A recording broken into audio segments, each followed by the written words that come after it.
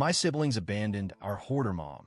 Now they want her $750,000 house after I cleaned human waste and found her dead. I, 34F, am the youngest of 4 siblings. Our dad passed away 8 years ago, and after that, our mom started spiraling. What began as clutter turned into full-blown hoarding. I'm talking extreme. The house smelled like ammonia. There were dead mice under piles of trash, mold on the walls, and literal human waste on the floor. It was hazardous. My siblings slowly checked out. They said it was too much for their mental health and that they didn't want to remember her that way. So they walked away, but I stayed. For nearly 7 years, I visited her every week. I bought groceries, managed her medications, cleaned things no one should ever have to clean, fought with her about accepting help, and watched her fall apart. I lost sleep, time, my peace, and almost my marriage. But I couldn't leave her alone. Last year, she died. I was the one who found her. She didn't leave behind much. A little savings and the house, which was a disaster. But she left a handwritten will. No lawyer, just a short note. To my daughter, my name, because she's the only one who's been here for me. I paid out of pocket for a hazmat cleanup crew, cleared the house, and had it appraised. The market shocked me. The property is now worth close to $750,000. And suddenly, like magic, my siblings reappeared.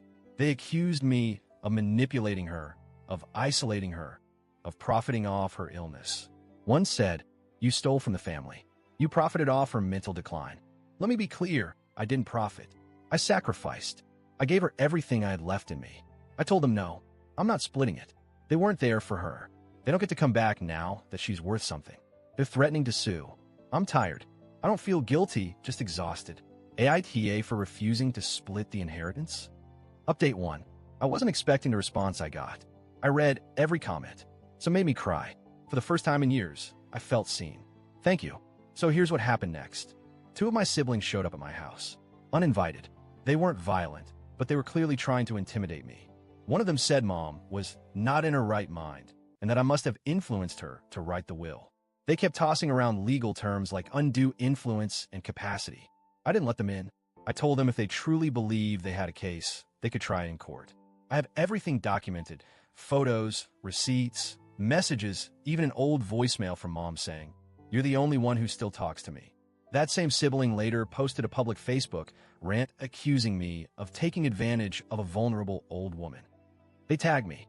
People I hadn't talked to in years started reaching out. I said nothing. I wasn't going to feed into the drama. I met with an estate attorney. He confirmed the will is valid under our state's laws. Based on my documentation and the siblings' total absence for years, he said they'd have a very weak case.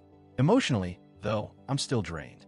I have nightmares about that house, about the smell, about being back in that dark place.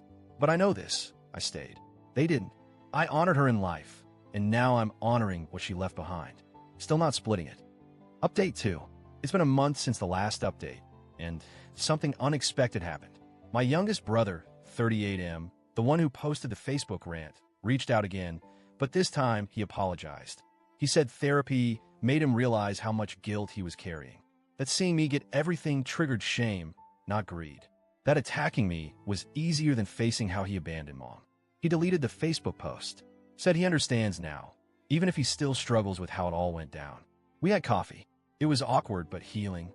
I told him things he never knew, like how I used to cry in the car after visits, how I got sick from mold, how broken I felt for years. He was quiet for a long time. Then he said, "I had no idea." He's not joining the lawsuit. He doesn't want anything, just peace. That means more than I can put into words. The others? Silence. Still no legal filing. My attorney says they probably realize they have no case. The house is empty now. I'm planning to sell. And with part of the money, I want to take a solo trip, just to breathe. I'm also considering starting a small scholarship in Mom's name for caregivers like me dealing with hoarding and abandonment. I'm not doing this out of revenge. I'm doing this for me now. Final update. 6 months later, I'm finally ready to close this chapter. The house sold. I didn't get quite $750,000, but enough. I paid off debt, put money away, and went on a 2-month solo trip across Europe. Just me in the quiet. I hiked in the Dolomites. Sat by a lake in Switzerland. I journaled. I cried. I breathed. I remembered who I was before caregiving consumed me. One sibling and I, the brother who apologized, still talk. We're not pretending things are perfect, but we're being honest. The others never reached out again. And that's okay. Not everyone wants resolution. Some people just want something to be mad about. What surprised me most was that I started writing, really writing. I'm working on a memoir about caregiving, grief, and hoarding. A small press has shown interest. It might not be big, but it's mine. It feels like turning pain into something that matters. As for Mom, I still have complicated feelings. Some days I miss her. Some days I'm angry. But I also remember her smile. The way she said, "You're the only one who didn't leave me." That voice stays with me. So thank you, Reddit. You helped me find clarity when I was drowning in guilt. You reminded me that loving someone doesn't mean losing yourself, and that choosing to stay and then choosing to heal is its own kind of bravery. I didn't just inherit a house. I inherited the right to start over. And that's exactly what I'm doing.